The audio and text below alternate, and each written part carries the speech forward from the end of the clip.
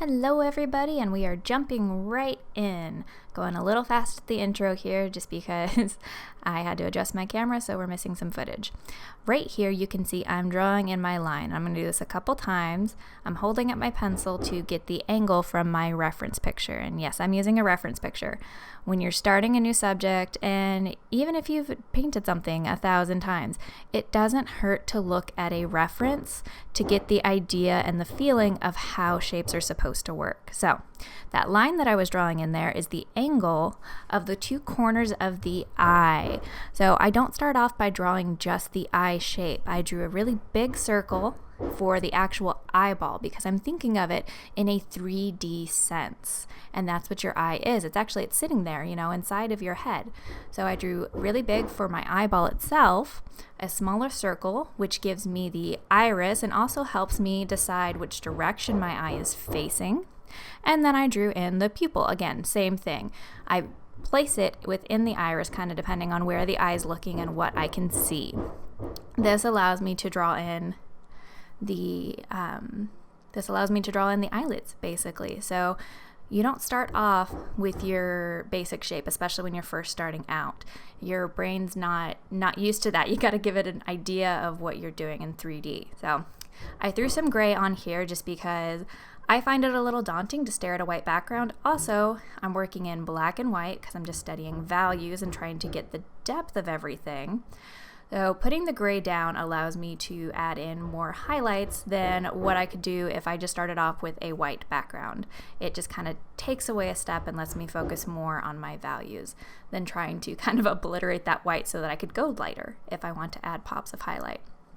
This is just a very basic gray. I made kind of the most medium gray that I could make, tending a little more on the lighter side. And that was just so that I didn't cover all of my pencil marks. And also here, it gives me the idea of the shapes and where I want to put them without locking them into place. So what I'm doing next, and where I kind of drew in my shapes, were where I thought the more dark parts are. And here you can see me starting to bring in the shadow. Don't forget the shadows on your eyeball. Take a look at an eyeball picture or go to the mirror and look in your own. There is variation in the color. A lot of people just leave the entire outside of the eyeball white, and it's not. There's shading because of your eyelids, because of the way that it is a 3D object sitting in your eye and other areas casting shadows. Oh, that's another important reason to use a reference picture. And here, so I've already put in a lot of my dark places where those will be concentrated. Here I'm putting in white on all of my highlights.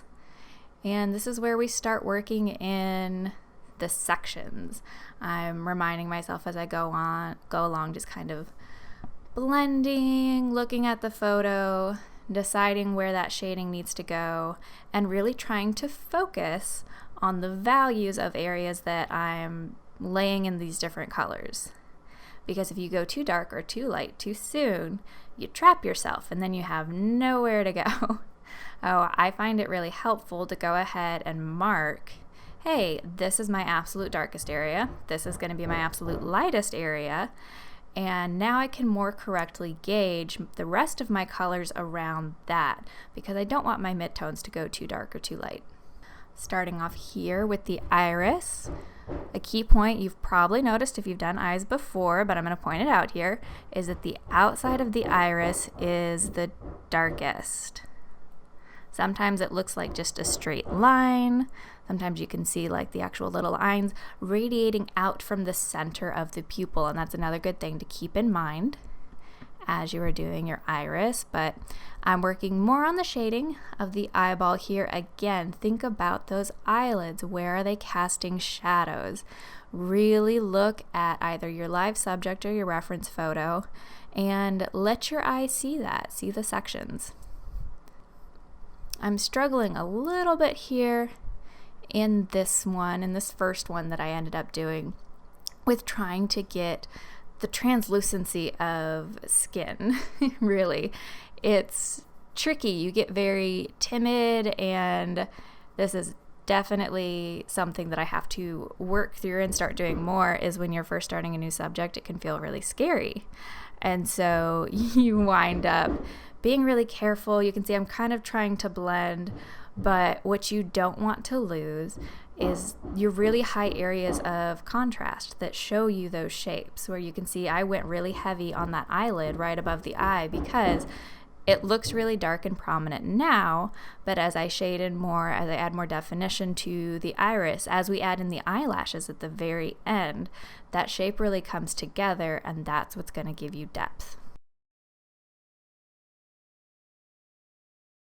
I'm using acrylic, so this actually dries pretty quickly, but even so, that's part of why I don't work in oils a whole lot, is I like to touch my paint, and I don't recommend doing that if you're working with oils. You're working with a lot of toxic stuff. So with acrylics, it's not too bad. Make sure you're washing your hands, which we're all doing a lot of anyway right now, right?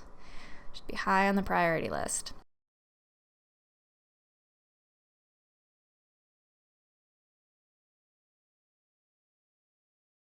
I'm going in and deepening the shadows just right below the eye, adding in more definition. And something I've noticed, you'll see that I didn't kill that highlight right in the very center, and because depending on how the light is hitting the eye, that usually tends to kind of reflect and light up.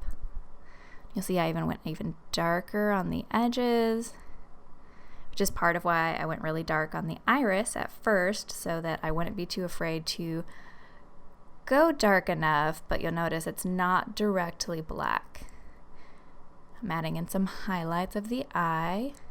All of those lines on the eye when you're doing it, remember the middle of your iris should be like the radius. That's where all of it's coming out from. So as you're drawing those lines in, draw them into the center of your pupil. That's the direction they're going. Adding in some more colors, a little deeper to some of the areas. Don't forget those.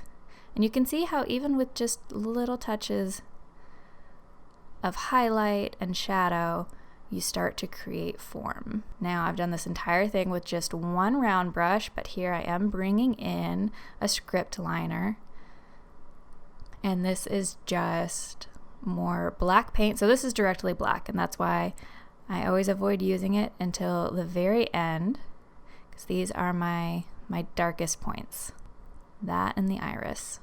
Just nice and wispy. I still have to decide. I gotta figure out paint consistency or a different tool to do eyelashes with, because I'm not incredibly happy with those. But hey, this was our first eyeball. If you join me again tomorrow, we're just gonna be doing another one and keep getting better and better. Can't wait to see you guys. Bye.